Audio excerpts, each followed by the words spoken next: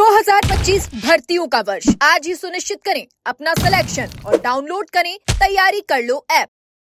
JEN भर्ती को लेकर अभ्यर्थी सवाल कर रहे हैं कि रैंक को लेकर कुछ समस्या आ रही है। 97 अंक वाले की रैंक 79 आ रही है। मतलब रैंक का जो आगे पीछे काफी हुई थी। अभ्यर्थी एक दो दिन पहले आपके पास आए भी थे शिकायत लेकर के।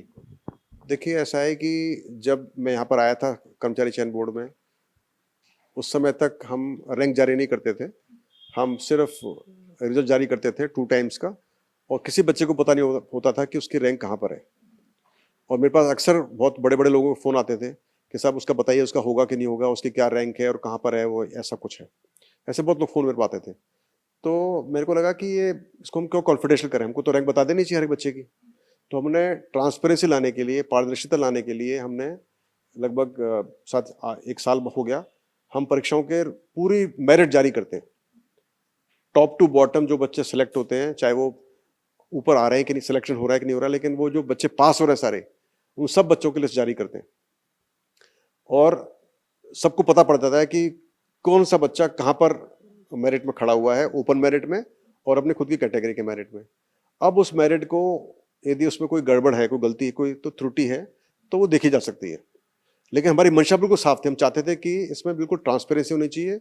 कोई भी दलाल, कोई भी आदमी, कोई भी किसी को बहका ना सके कि मैं तुम्हारा परीक्षा सिलेक्शन करा दूंगा, तुम्हें पास करा दूंगा, तुम्हारा नंबर नहीं है। अब कोई किसी को बहका नहीं सकता, क्योंकि सबके मेरिट सामने है।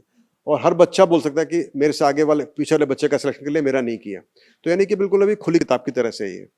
तो मैं आपसे बस यही रिक्वेस्ट करूंगा आपके माध्यम से इन बच्चों से कि आप इस मेरिट को स्टडी कर लें। जैसे आपका स्कोर कार्ड जारी होता है, उसके बाद आप देख लें। आपको लगता है, उसके बावजूद भी आपको लगता है कि इस मेरिट में त्रुटि है, तो हमारे संज्ञान में लेकर आए, हम उसमें फौरन कार्रवाई करेंगे। मेरिट कार्ड जारी होगा उसके बाद इसमें सुधार हो जाएगा? नहीं, यदि त्रुटि रही हो, मतलब वो तो बच्चे बता सकते हैं कि त्रुटि कहीं को लगता है, तो वो उनका अंदाजा है। मैंने उनको पूछा था, मुझे बताइए, तो बोले साहब हमारे को अंदाजा ऐसा ऐसा हो रहा है, लेकिन हमारे जब स्कोर कार्ड जारी होगा तब बता पाएंगे कि इसमें त्रुटि है कि नहीं। तो मुझे लगता है जैसे आपका स्कोर कार्ड जारी होगा आप चेक कर लें, उसके बाद बता सकेंगे कि इसका क्या स्थिति है। इसी में जेईएन में डिप्लोमा लेवल की परीक्षा में 4 प्रश्नों को हटा दिया गया, जबकि डिग्री लेवल में 10 प्रश्नों को डिलीट कर दिया गया। और अभ्यर्थियों की ये शिकायत है कि जिन पर आपत्ति जताई थी वो न करके दूसरे डिलीट कर दिए गए। ये बहुत ही आम बात है कि जब परीक्षा होती है उसके बाद में फिर हम ऑब्जेक्शन मांगते हैं, हम प्राथमिक कुंजी जारी करते हैं, और फिर उसके ऊपर फिर बच्चे आपत्ति लगाते हैं। उन आपत्तियों को फिर अध्ययन किया जाता है। उसके लिए एक्सपर्ट्स कमेटी होती है, एक्सपर्ट्स उसकी जांच करते हैं। और ये तो नहीं है कि आपत्ति लगेगी तो हर प्रश्न डिलीट होगा। तो आपत्ति बच्चे लगाते हैं, उसको अध्ययन करते हैं, एक्सपर्ट्स उसकी जांच करते हैं और फिर डिसीजन लेते हैं। तो जिस प्रश्न पर उनको लगा कि आपत्ति सही नहीं है, उसको उन्होंने रिजेक्ट कर दिया। जिस पर लगा आपत्ति सही है, उस पर उन्होंने एक्सेप्ट कर लिया। उनको लगा कि इस पे जो क्वेश्चन है उसका आंसर सारे गलत हैं या 2 आंसर ज़्यादा हैं, जो भी हैं, तो उन्होंने डिलीट करने के लिए रिकमेंड कर दिया। या कोई क्वेश्चन आउट ऑफ सिलेबस था, उनको लगा कि वास्तव में आउट ऑफ सिलेबस है, उसको रिकमेंड कर दिया उन्होंने डिलीट करने के लिए। तो ये सारा जो काम करते हैं एक्सपर्ट्स करते हैं, और एक्सपर्ट्स भी अच्छे गवर्नमेंट के होते हैं, गवर्नमेंट कॉलेजेस या गवर्नमेंट इंस्टीट्यूशंस के होते हैं, जहाँ से उनको बुलाया जाता है। तो उनकी रिकमेंडेशन के आधार पर ही कार्रवाई की जाती है। इसमें हम डिसाइड नहीं कर सकते, बोर्ड डिसाइड नहीं कर सकता कि ये इसको चूंकि ये रिकमेंड कर रहे हैं तो हम और कुछ डिसाइड देते हैं। Decision will be exactly as per experts advice.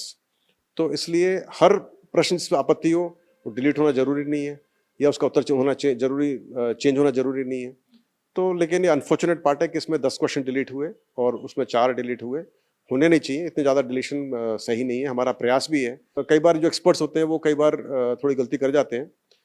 हमारा प्रयास है कि ऐसे डिलीशन कम हो। जैसे अभी जेल प्रहरी परीक्षा आएगी, उसमें 2 पेपर हुए थे, उसमें सिर्फ 3 क्वेश्चन डिलीट हो रहे हैं। तो कहने का मेरा मतलब है कि उसमें काफ़ी कम है।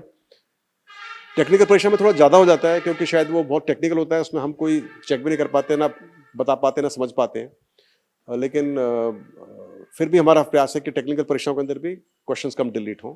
ऐसे ही हम और भी कुछ तरीके निकाल रहे हैं जिससे कि आगे से इतने ज़्यादा डिलीशन ना हो।